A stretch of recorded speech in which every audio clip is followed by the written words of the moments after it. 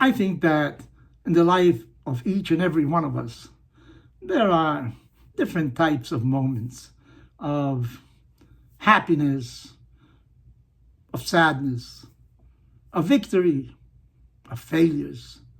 There are different episodes that happen every day. If you're married, if you have a family, there's suddenly something happens with a son, with somebody else, a friend betrays you, or a friend helps you out.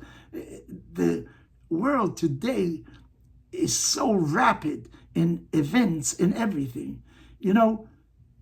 Newspapers are not so important anymore because you have other means. You have your intelligent telephone. You have a computer. You know everything that happens in the world immediately. So you're not attuned anymore to something that happened some time ago. You want everything immediate, knowledge right away.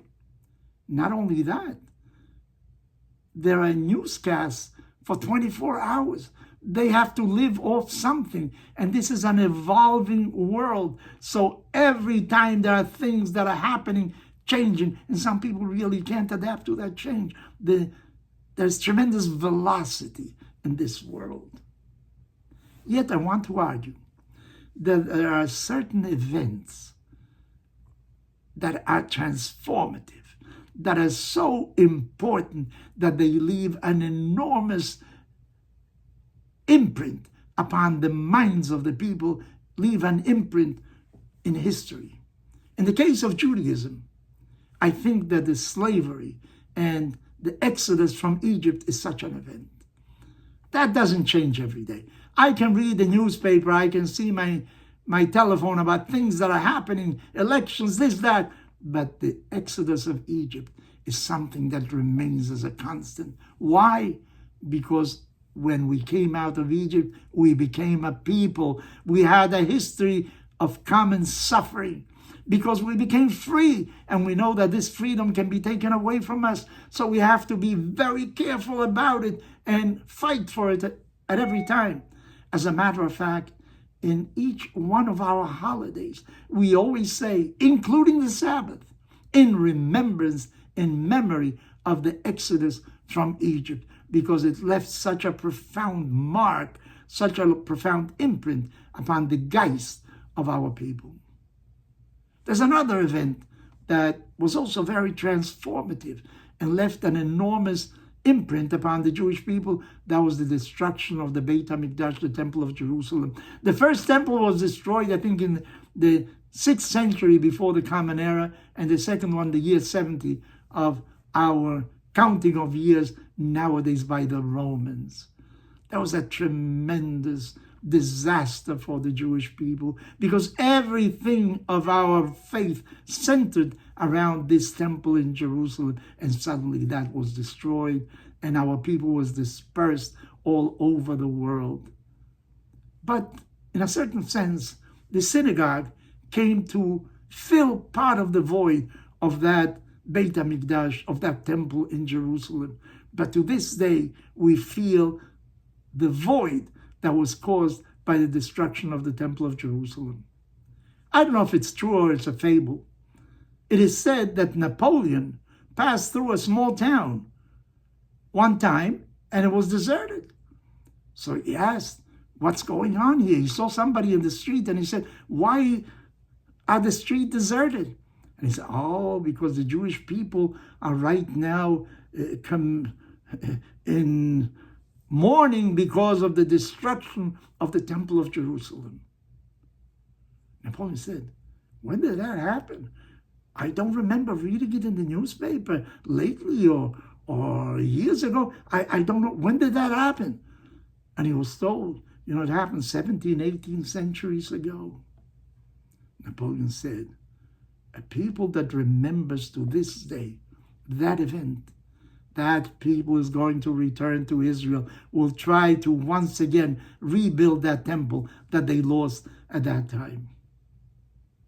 If somebody were to ask me nowadays, which is the event that is leaving a great imprint upon us, I have no doubt I would tell you about the Holocaust. 2/3 of the Jewish people, 1/3 of the Jewish people was exterminated without any reason at all. And that left a tremendous hurt, disaster in the geist of the Jewish people. I can give testimony myself. All my family that lived in Poland simply disappeared, because while 1/3 of the Jewish people was exterminated in Poland, I think 90% of the Jews went to their death.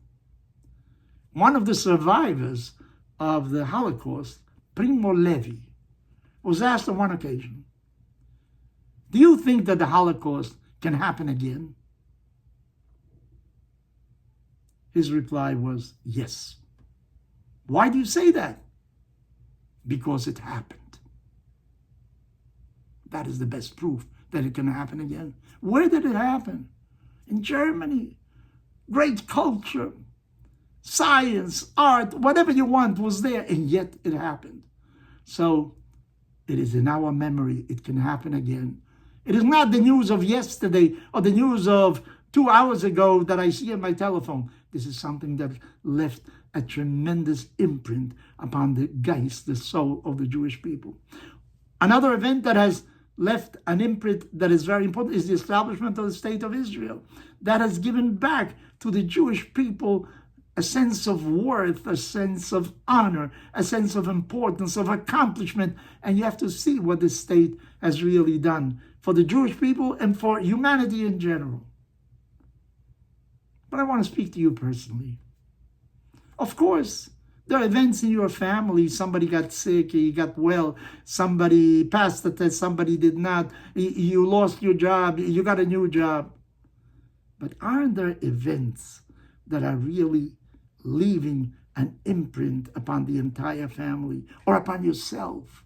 Did something happen to you that you remember to this very day because it was so deep, you interiorized it so much that it actually changed you from that day on? Well, those are the tremendous lessons in life. Don't forget that. Maybe it was a loss, or maybe it was a victory. Whatever it was, it left a very deep imprint in your life. So if it was a disaster, try not to repeat it. And if it was a victory, try to emulate it in the future as well.